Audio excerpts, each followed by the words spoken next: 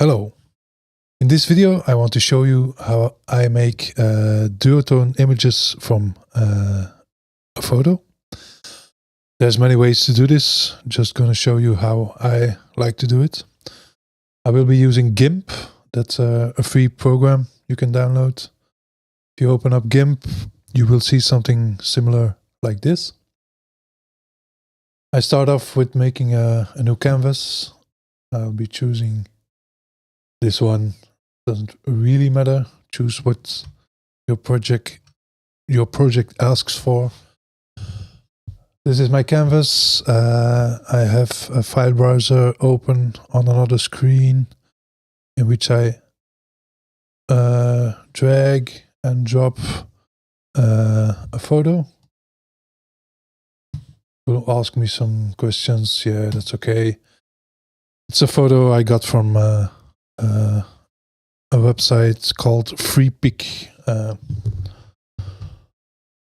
Just as an example.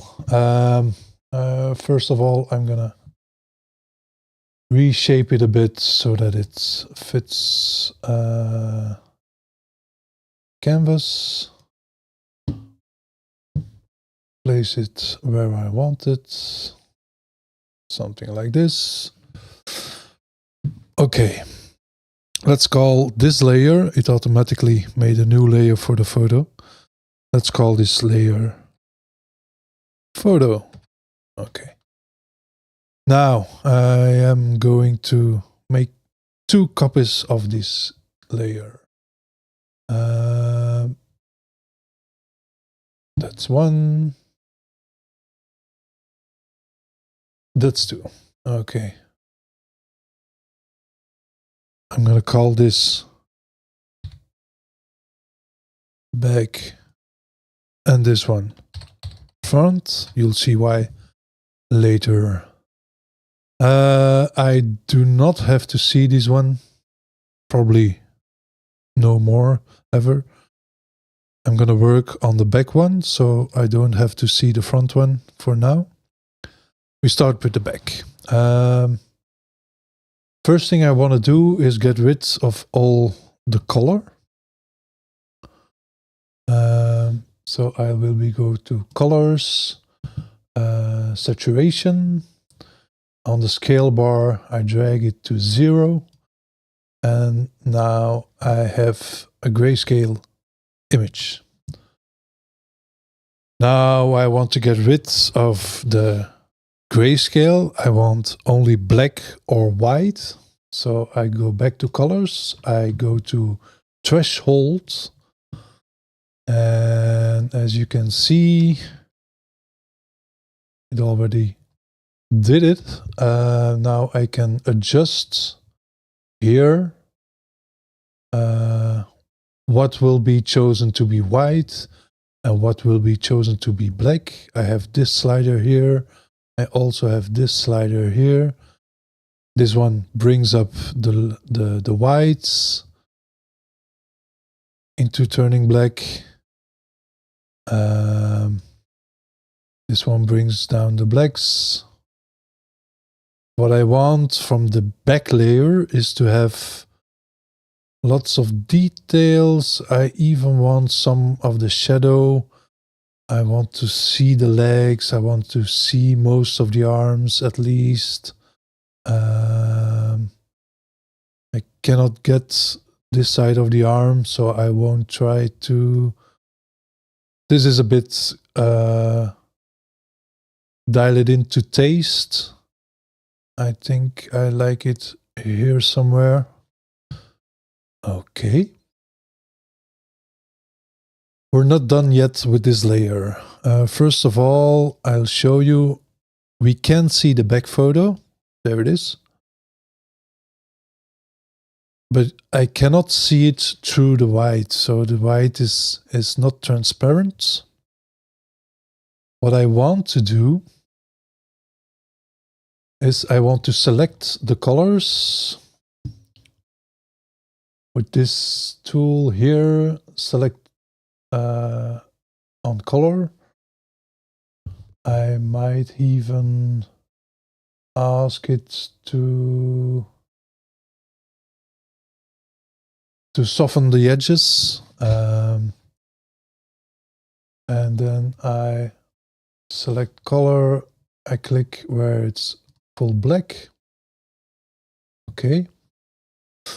Now, this is still very jagged. It follows the pixels in the photo.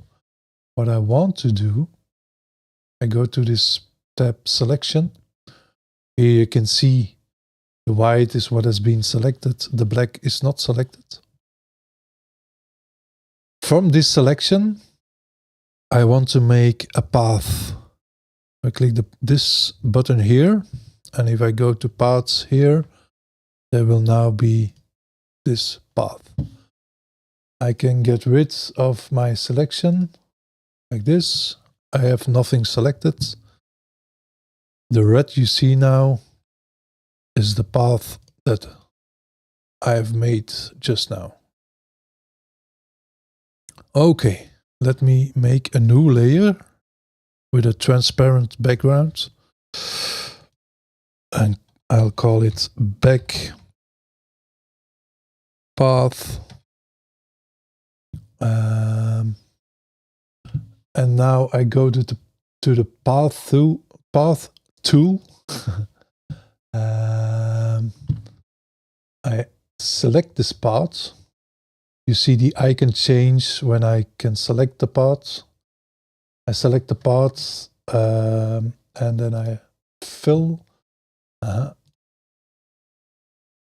I'll have to choose a color. Let's get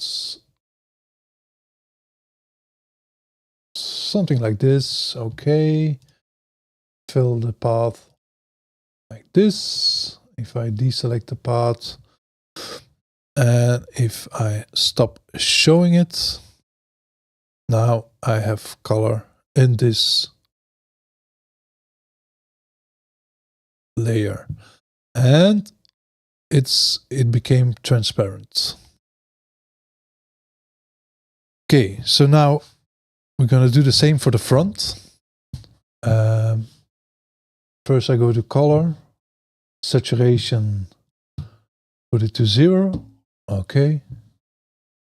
Then again color, threshold. With this one I want only accents, so it can be fairly light.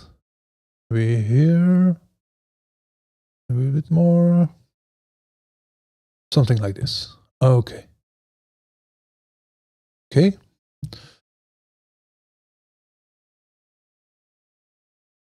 Then I want to select by color. Click on the black. I have all the black selected. I make a new layer with a transparent background. Call it front path.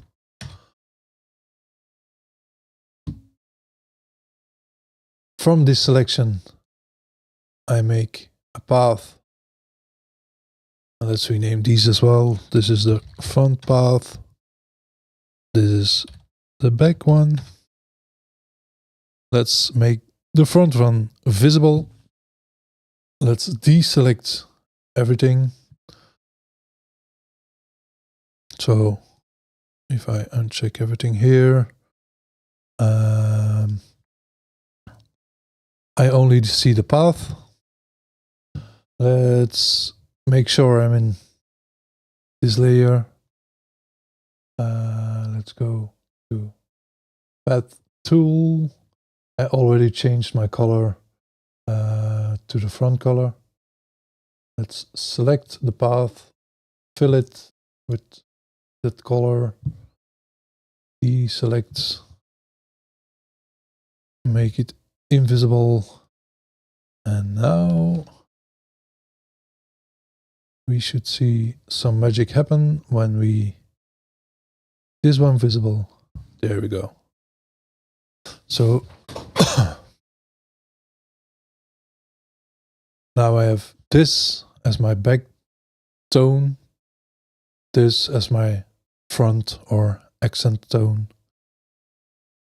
And if you can print these two over each other, that'll be the result coming from this as the original.